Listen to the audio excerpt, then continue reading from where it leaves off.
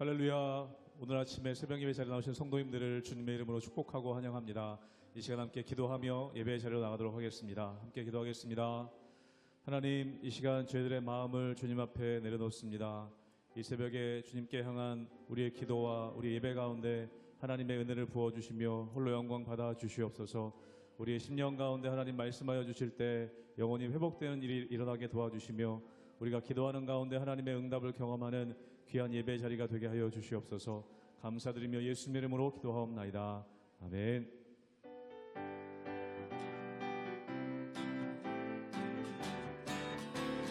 슬픈 마음 있는 사람, 슬픈 마음 있는 사람, 예수 이름 믿으며 영원토록 변함없는 기쁜 마음 얻으리. 예수의 이름은 세상의 소망이요, 예수의 이름은 천국의 기쁨이. 거룩하신 주 이름, 거룩하신 주의 이름, 너의 방패 삼으라. 환난 시험 당할 때에 주께 기도드려라. 예수의 이름은 세상의 소망이요, 예수의 이름은 천국의 기쁨이. 존귀하신 주 이름, 존귀하신 주의 이름, 우리 기쁨 되도다. 주의 품에 안길 때에 기뻐 찬송 부르리.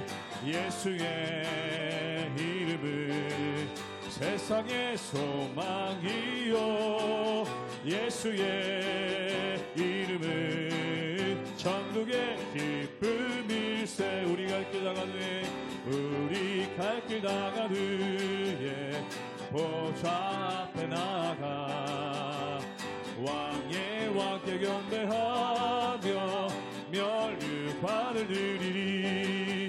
예수의 이름은 세상의 소망이요, 예수의 이름은 천국의. 1절 한번 더 하도록 하겠습니다. 슬픈 마음 있는 사람, 슬픈 마음 있는 사람, 예수 이름 믿으며 영원토록 변함없는 기쁜 마음 얻으리.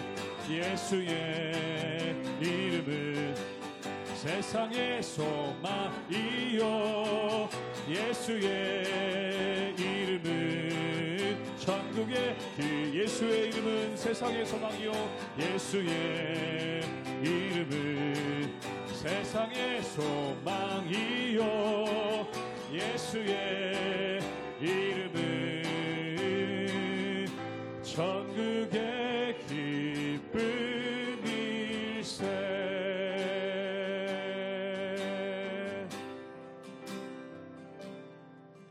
내가 주인 삼은 모든 것 내려놓고 내 주 되신 주 앞에 나가 내가 사랑했던 모든 것 내려놓고 주님만 사랑해.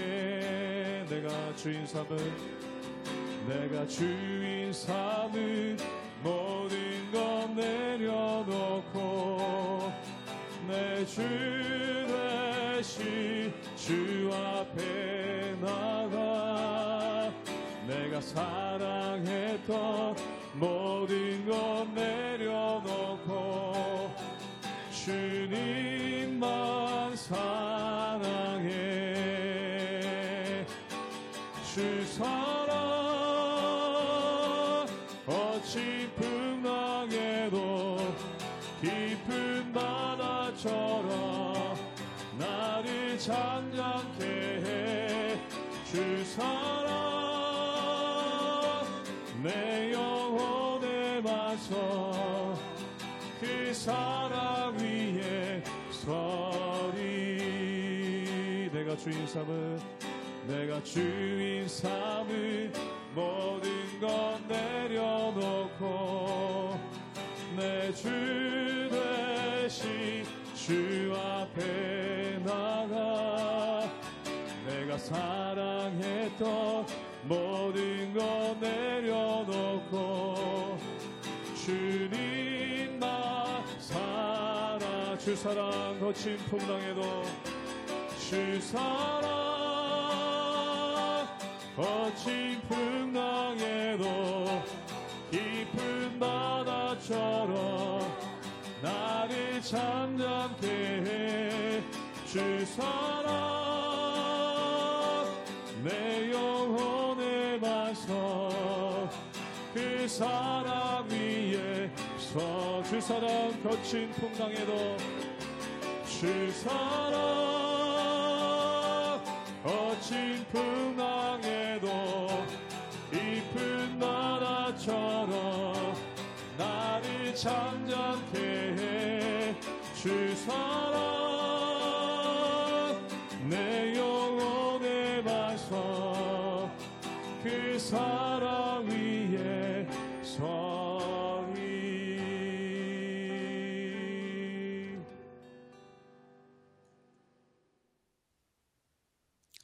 할렐루야. 우리 하나님의 은혜와 평강이 우리 성도님들 삶 가운데 날마다 가득하시기를 주님의 이름으로 축원합니다. 이 골로새서는 사도 바울이 감옥에 있으면서 골로새 교인들을 사랑하는 마음으로 보낸 편지가 바로 골로새서입니다.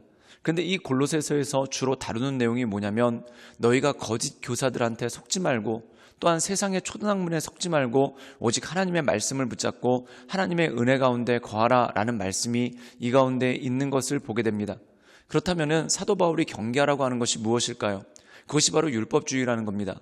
이 당시에 경건한 유대인들 가운데 의문이 있었던 것이 있습니다. 그것이 뭐냐면 경건한 유대인들은 모두 구약의 율법에 따라서 제사를 지냈습니다. 그런데 신약의 시대, 특별히 예수님의 십자가 사건 이후로 초대교회 교인들이 모였는데 그들은 제사를 지내지 않았습니다. 사도행전 2장에 보면은 초대교회 교인들이 모여서 무엇을 했는지에 대해서 나오는데 그들이 함께 모여 사도의 가르침을 받고 또한 함께 떡을 떼었고 함께 기도하기를 힘썼다라는 말씀이 나옵니다. 또한 백성들이 함께 모여 시와 찬미와 신령한 노래로 하나님을 찬양하고 경배하는 그러한 내용들이 나오게 되는 것을 보게 됩니다. 즉 다시 말해서 제사의 제도가 없어졌다는 거죠. 그렇다면 유대인들 마음 가운데는 의문이 들 것 아닙니까? 구약에는 경건한 유대인들은 반드시 제사를 지냈습니다. 그리고 예수님의 십자가 사건 이전까지만 해도 사람들이 유월절날 모여 제사를 지내는 그러한 모습이 있었죠. 그런데 왜 예수님의 십자가 사건 이후로 제사가 없어졌는가? 그 이유는 구약의 모든 제사들 또한 구약의 모든 희생제물들은 결국 예수님에 대한 예표이기 때문에 그렇습니다. 즉 그 모든 것들은 그림자라는 겁니다. 본체가 바로 예수님의 십자가의 사건이라는 것이죠. 그렇기 때문에 예수님의 십자가의 사건으로 우리가 단번에 속죄함을 받았고 하나님의 은혜의 보좌 앞으로 나갈 수 있는 담력이 생긴 것입니다. 그렇기 때문에 더 이상의 제사가 필요 없게 된 것이죠. 그런데 이 경건하다고 얘기하는 주장하는 유대인들은 교회 안으로 들어와서 그들이 구약의 율법을 지켜야 될 것과 또한 구약의 율법이 아직도 살아있음을 이야기하는 그러한 모습이 그 가운데 있는 것을 보게 됩니다. 그때 골로새 교인들이 이것에 대해서 혼란을 느끼게 되죠. 즉 우리가 온전한 믿음을 갖는 것이 무엇인가, 바른 신앙생활을 하는 것이 무엇인가, 이것에 대해서 혼란을 느끼게 된다는 겁니다. 이것을 바로 잡아주는 것이 바로 골로새서죠. 그래서 이 골로새서를 통해서 사도 바울은 십자가의 은혜로 말미암아 우리가 구원받았고 또한 하나님의 자녀가 되었다. 그리고 구약의 모든 것들은 그림자이기 때문에 본체이신 예수 그리스도로 말미암아 모든 것들이 완성되었다라는 말씀이 오늘 말씀 가운데 나오는 것입니다. 그러므로 사랑하는 여러분, 우리가 이 세상 살아가는 동안 오직 하나님 말씀 붙잡고 믿음의 중요한 본질을 의지하며 하나님의 은혜 가운데 나가시는 우리 모든 성도님들 되시기를 주님의 이름으로 축원합니다. 골로새서 2장 16절에서 23절 말씀입니다. 그러므로 먹고 마시는 것과 절기나 초하루나 안식일을 이유로 누구든지 너희를 비판하지 못하게 하라. 이것들은 장래일의 그림자이나 몸은 그리스도의 것이니라. 아무도 꾸며낸 겸손과 천사 숭배를 이유로 너희를 정죄하지 못하게 하라. 그가 그 본 것에 의지하여 그 육신의 생각을 따라 헛되이 과장하고 머리를 붙들지 아니하는지라. 온몸이 머리로 말미암아 마디와 힘줄로 공급함을 받고 연합하여 하나님이 자라게 하심으로 자라느니라. 너희가 세상의 초등학문에서 그리스도와 함께 죽었거든 어찌하여 세상에 사는 것과 같이 규례에 순종하느냐. 곧 붙잡지도 말고 맛보지도 말고 만지지도 말라 하는 것이니 이 모든 것은 한때 쓰이고는 없어지리라. 사람의 명령과 가르침을 따르느냐. 이런 것들은 자의적 숭배와 겸손과 몸을 괴롭게 하는 데는 지혜 있는 모양이나 오직 육체 따르는 것을 금하는 데는 조금도 유익이 없느니라. 오늘 말씀 가운데 보면은 너희가 믿음 가운데 굳게 서고 또한 말씀 가운데 굳게 서서 감사함이 넘침으로 하나님의 은혜 가운데 나가라라는 그러한 권면을 합니다. 그렇기 때문에 너희가 속지 말아야 될 것이 있는데 그것이 뭐냐면 먹고 마시는 것과 절기와 초하루나 안식일을 이유로 누구든지 너희를 비판하지 말게 하라라는 그러한 말씀이 나옵니다. 이 당시에 골로새 교회에 유대인 율법자들이 들어왔습니다. 그런데 그들이 주장하는 건 뭐냐면 구약의 율법을 그대로 다 지켜야 된다는 겁니다. 그런데 사도 바울은 그것에 대해서 너희가 비난받을 이유가 없다. 그 이유가 뭐냐면 구약의 율법은 이미 지나간 것이고 또한 예수 그리스도로 말미암아 완성됐기 때문에 그렇다는 겁니다. 우리 함께 골로새서 2장 17절의 말씀을 읽도록 하겠습니다. 제가 읽겠습니다. 이것들은 장래일의 그림자이나 몸은 그리스도의 것이니라. 오늘 말씀 가운데 보면 이것들이 무엇입니까? 먹고 마시는 것, 또한 절기나 초하루, 안식일에 관한 것이죠. 이 모든 것들이 결국 구약의 율법이라는 것입니다. 그런데 이 구약의 율법은 어떤 일입니까? 장래일의 그림자라는 것이죠. 여기서 장래일의 그림자라는 것은 뭐냐면 예수 그리스도의 십자가의 사건을 예표하는 것, 또한 예수 그리스도의 십자가의 사건을 증거하는 것이 바로 이것이라는 겁니다. 그럼 본체는 무엇이냐면 그리스도라, 즉 예수님께서 십자가를 지심으로 이 구약에 예언되었던 것들, 또한 구약의 율법을 통해서 나타내려고 했던 모든 것들이 성취되었다는 것입니다. 그러므로 과거의 것에 매달리지 말고 하나님의 은혜의 본질 안에 서라라는 말씀이 이 가운데 나온다는 거죠. 사랑하는 여러분, 본질은 물과 똑같습니다. 그렇다면 형식은 무엇이냐면 그 물을 담는 그릇이죠. 사랑하는 여러분, 우리가 물을 오래 보관하거나 또한 물을 운반하거나 또한 물을 편안하게 먹을 때 이 도구인 그릇이 얼마나 중요합니까? 그런데 중요한 건 뭐냐면 그릇은 물을 위해 존재한다는 겁니다. 그릇 자체로 의미가 있는 것이 아니라는 거죠. 또한 이 그릇이라는 것은 용도에 따라 변화될 때가 있습니다. 예를 들어서 실내에서 먹는다. 그럼 유리컵에다 먹겠죠. 또는 야외에서 운동하면서 먹는다. 그럼 물병에서 먹지 않겠습니까? 또한 다량의 물을 다른 곳으로 운반한다. 그럼 거대한 물탱크에다가 이것을 실어서 운반하게 되는 그러한 일들이 있을 것입니다.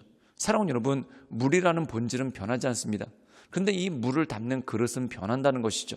사랑하는 여러분, 이것이 바로 복음과 문화의 차이입니다. 문화라는 것은 뭐냐면 복음을 담는 그릇입니다. 그렇기 때문에 시대에 따라서 그 모든 것들이 달라지고 또한 변화될 수 있는 부분이 있다는 거죠.